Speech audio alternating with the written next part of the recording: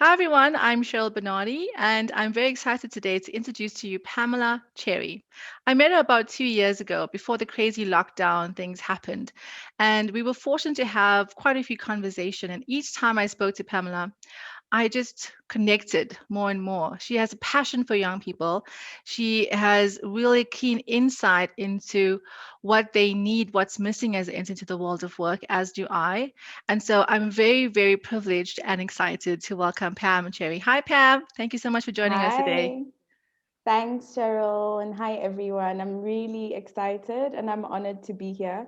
Thanks for inviting me into this conversation. When you asked me, I was like, yes, like definitely. And it's a beautiful conversation that we're going to be having today, an important one.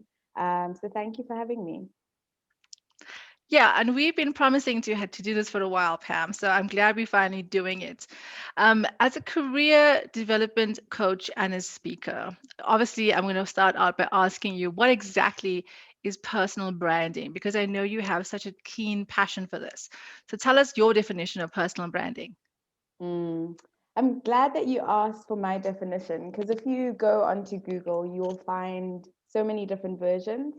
And I just want to give a story behind what personal branding means to me. So I spent a lot of my career working with brands, both consumer brands and employer brands. And the idea was these companies had an offering, they had a product, they had something that they wanted to sell to an audience. And what needed to happen was communication needed to take place. So, what was it about their product or brand or company that stood apart from their competitors? Why should someone come and work at your company as opposed to a competitor? Why should they buy your lipstick brand? And so, just in working that in that space and working with employer and consumer brands, I realize that whether you are a brand that's trying to sell something, there is a part in which you need to be able to communicate, and that's what personal branding really is. And so, as an individual, you have something to offer. You might be in the workspace, you might still be a student, you might be an entrepreneur or business person, but everyone has something to offer. Everyone has an audience that they want to engage with, and they want to be appealing to that audience. And a lot of the times, people don't think that they have personal brands, and we're going to talk about that. But if you're going for an interview, you're taking your personal brand with you. By sending your CV, you're already engaging and communicating your brand. And so, personal branding to me is really just a way in which you are represented as an individual. So, the way your personality comes out, the certain traits that you have. So if you think of a brand, what are the associations that you get when you think of this brand?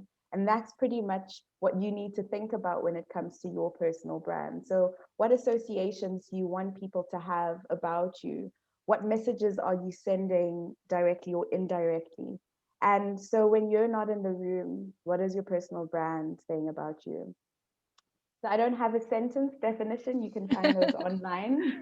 But that pretty much is my story of what personal branding is. It's how do we experience Cheryl? Hmm.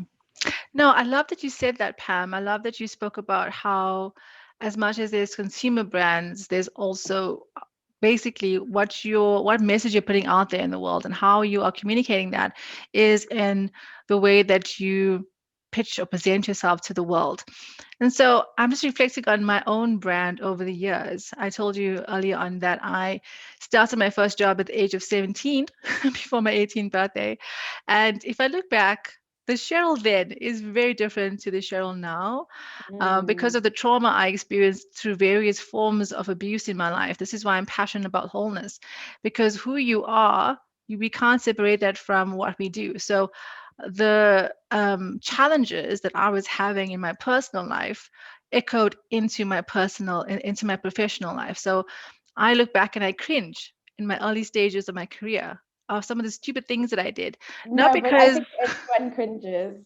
We all can cringe. If you were to go back into like my gallery or my social media when I was in my 20s or when I was 19, trust me, there is enough to cringe about.